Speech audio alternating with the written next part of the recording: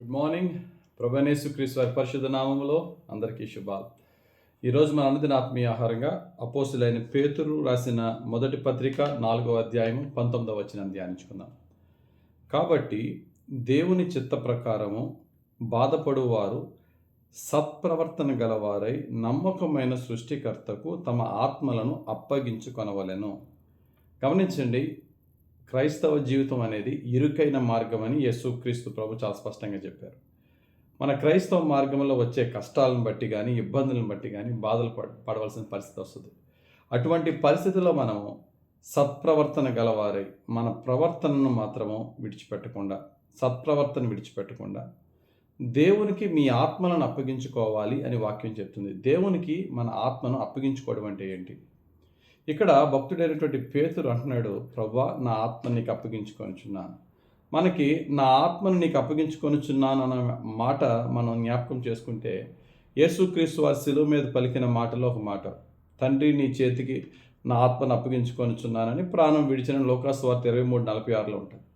అంటే చచ్చిపోక ముందు లాస్ట్లో ఇంక నేను చచ్చిపోతున్నాను, ఇదిగో నా ఆత్మ నీకు అప్పగించుకొనుచున్నాను అని చనిపోయే ముందు అప్పగించుకోవడం గురించి యేసుప్రభు చెప్తే, యేసుప్రభు భక్తులు బ్రతికున్నప్పుడే మీ ఆత్మలను మీరు మీ దేవునికి అప్పగించుకోండి అనే సందర్భాలు ఇక్కడ కనబడుతున్నాయి. భక్తుడైన పేతురు ఈ మాట అన్నారు. పాత నిబంధనలో కీర్తనాకారుడు దావీదు భక్తుడు అంటారు, 37వ కీర్తన 5వ వచనం, నీ మార్గమును యెహోవాకు అప్పగింపుము, నీవు ఆయనను నమ్ముకొనుము, ఆయన నీ కార్యం నెరవేర్చును. ఈ సందర్భం ఎప్పుడన్నాడంటే, అనేక మంది భక్తిహీనుల మధ్య నువ్వు బాధపడుతున్నప్పుడు, నువ్వు చెయ్యని పాపానికి అనేకమైనటువంటి నిందలు పడుతున్నప్పుడు, శోధనల శ్రమల్లో శత్రువుల మధ్యలో ఉన్నప్పుడు నీ మార్గమును యెహోవాకు అప్పగించుకొనుము అన్నాడు. అదే కీర్తనగాడు 31వ కీర్తన 5వ వచనంలో అంటాడు, నా ఆత్మను నీ చేతికి అప్పగించుచున్నాను, యెహోవా సత్యదేవా, నన్ను విమోచించువాడు నీవే. అంటే చచ్చిపోయిన ఆత్మను మాత్రమే కాదు, లివింగ్ సోల్ని కూడా దేవునికి అప్పగించుకోవాలి. మన ఆత్మను అప్పగించుకోవడం అంటే నా లైఫ్ని నీకు అప్పగించుకుంటున్నాను ప్రభువా. భక్తుడైన పౌలు అంటారు తిమోతికి రాసిన 2వ పత్రిక 1వ అధ్యాయం 12వ వచనంలో, ఆ హేతువు చేతే ఈ శ్రమలను అనుభవించుతున్నాను కానీ నేను నమ్మిన వాని ఎరుగుదును గనుక సిగ్గుపడను. నేను ఆయనకు అప్పగించిన దానిని రాబోచున్న ఆ దినము వరకు ఆయన కాపాడగలడని రూఢిగా నమ్ముకొనుచున్నాను. భక్తుడైన పౌలు ఏం అప్పగించాడో చెప్పలేదు, కానీ నేను ఆయనకు అప్పగించిన దానిని ఆయన దినము వరకు, ఆయన రెండవ రాకడ వరకు ఆయన కాపాడగలడు. ఏం అప్పగించాడు? తన జీవితాన్ని, తన రక్షణను. పౌలు భక్తుడు అంటాడు కదా, మరణమైనను జీవమైనను క్రీస్తు యేసు ప్రేమ నుండి మనలను ఎడబాపలేవు. కాబట్టి ఈ వాక్యాలన్నిటిని మనం ధ్యానించినప్పుడు మనం తెలుసుకోవాల్సిన సత్యం ఏంటంటే, దేవుని కొరకు బ్రతుకుతున్నప్పుడు కొన్ని శ్రమలు మన జీవితంలో వస్తాయి. ఆ శ్రమలు కృంగిపోవద్దు. నీ లైఫ్ని దేవునికి అప్పగించుకో, నీ లివింగ్ని దేవునికి అప్పగించుకో, నీ యొక్క సమస్తమైనటువంటి నీ ప్రాణాన్ని దేవునికి అప్పగించుకో, నీ యొక్క ప్రాణాత్మలను దేవునికి అప్పగించుకో. దేవుడు చూసుకుంటాడు. ఎందుకంటే వాక్యం చెప్తుంది, ఆయన మీ గురించి చింతించుచున్నాడు కనుక మీ చింత యావత్తును ఆయనకు అప్పగించు. అంటే surrender everything to the lord. దేవునికి అప్పగించుకునే ఆ యొక్క అలవాటుని కనుక మనం చేసుకుంటే అండి, మన జీవితంలో చాలా సక్సెస్లు పొందుతాం.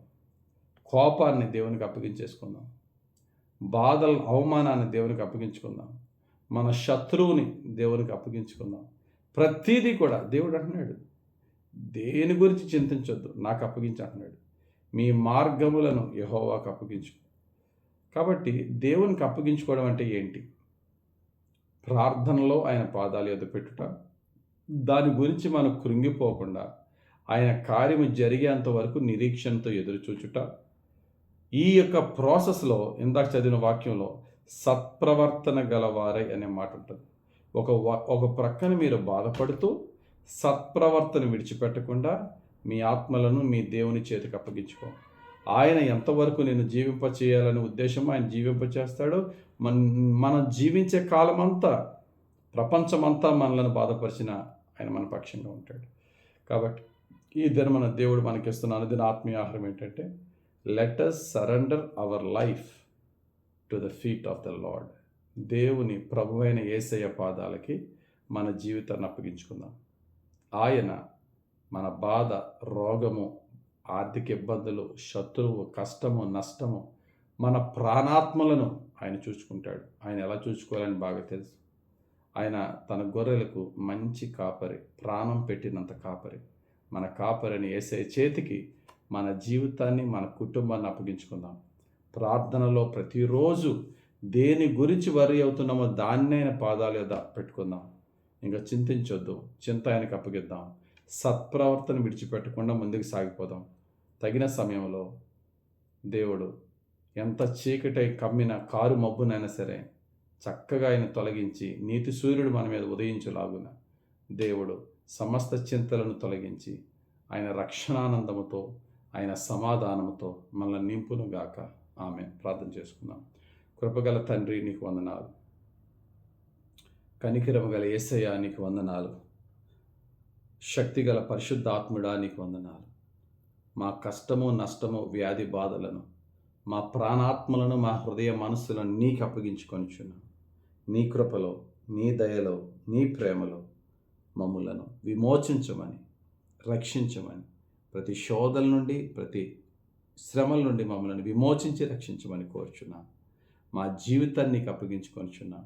నీకు మహిమార్థంగా, మాకు దీవెనకరంగా, మా జీవితాన్ని చూచేవారికి సాక్షార్థంగా మేము బ్రతికే భాగ్యం దయచేయమని, సత్ప్రవర్తన విడిచిపెట్టకుండా సహించి భరించే శక్తిని మాకు దయచేయమని, సమస్తాన్ని నీకు అప్పగించి మా కోపాన్ని, మా యొక్క తండ్రి షార్ట్ టెంపర్డ్నెస్ని మేము వ్యక్తపరచకుండా దీర్ఘశాంతముతో, కీడును సహించే శక్తితో, నీ ఆత్మతో నడిచి నీ గొప్ప విజయాలు పొందుకునే కృప మాకు దయచేయమని యేసుక్రీస్తు వారి పరిశుద్ధ నామంలో ప్రార్థించి వేడుకొనిచున్నాం తండ్రి. ఆమెన్. తండ్రి యొక్కయు, కుమారుని యొక్కయు, పరిశుద్ధాత్మ దేవాభిషేకం మనపై దిగి వచ్చి మనం సర్వసత్యంలో యేసయ్య మార్గంలో నడిపించి, రక్షించి, కాపాడి దీవించునుగాక. Amen. God bless you. Have very blessed day.